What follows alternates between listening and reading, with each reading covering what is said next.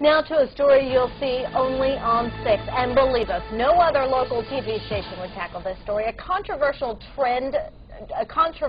trends forecaster tells ABC 6 we are on the verge of a massive economic collapse. I said the same thing when we spoke to him last year, and although some people believe we have avoided that collapse and are on the road to recovery, Gerald Celente definitely does not.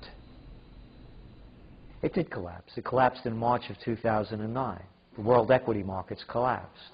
What they did was they propped them up, and they propped them up with stimulus packages worldwide. The United States has lent, spent, and guaranteed $11 trillion to prop up this economy. So the collapse happened, but it hasn't crashed, and we're looking for the crash to come. Gerald Celente says bailouts based on a too-big-to-fail mentality from the U.S. government are ridiculous. And now, because of all these government mergers, our country has crossed over to an economic and political dark side. I want to make this clear. Capitalism is dead in America. And it's not socialism that all these people are yelling about. The merger of state and corporate powers, by definition, according to someone who knew the definition really well, is called fascism. And that's what Mussolini called it. Fascism has come to America. In Celente's view, America was a true egalitarian nation when the country was about Main Street, mom and pops, and family farms, instead of big boxes, Wall Street, and factory farms. And now that we've gotten away from the good old days, it's not if the U.S. economy collapses, but when. He thinks it'll happen before 2012. How long does the economy in America have? The economy in America is also going to be affected by what's going on in the global economy. And we're very concerned about what's going on in Europe, particularly with Greece. So you see Europe falling and then it trickled down to America? Is that how it... Not only Europe is falling, we're looking at the Ukraine, we're looking at Latvia, Lithuania, obviously Ireland, Spain, Portugal. Portugal's next. Italy's on.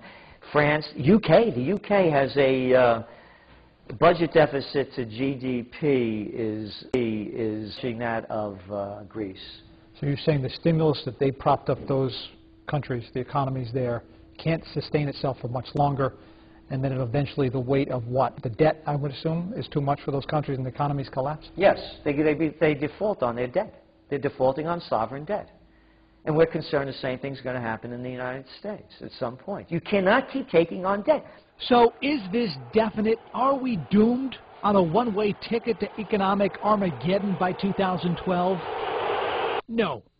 Celente says it can turn around, but only through a dynamic change between now and 2012, like this country has never seen, through a groundbreaking, game-changing productive capacity from alternative energy. And not wind, solar, geothermal, or biofuel, but something much greater than that, like a zero-point energy, charged clusters, even cold fusion, permanent magnets. And on a more immediate level, taking pride in the U.S. and making an all-out effort to buy American.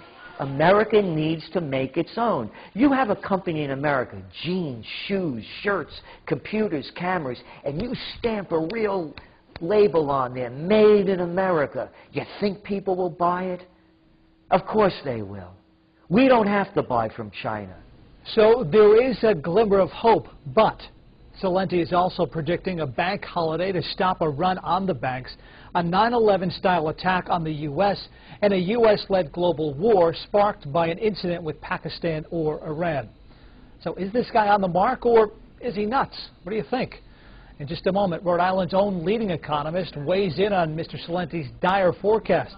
Stay with us for that part of the story as we continue with Clash of the Economists on ABC 6 News at 11. We are back in exactly 1 minute.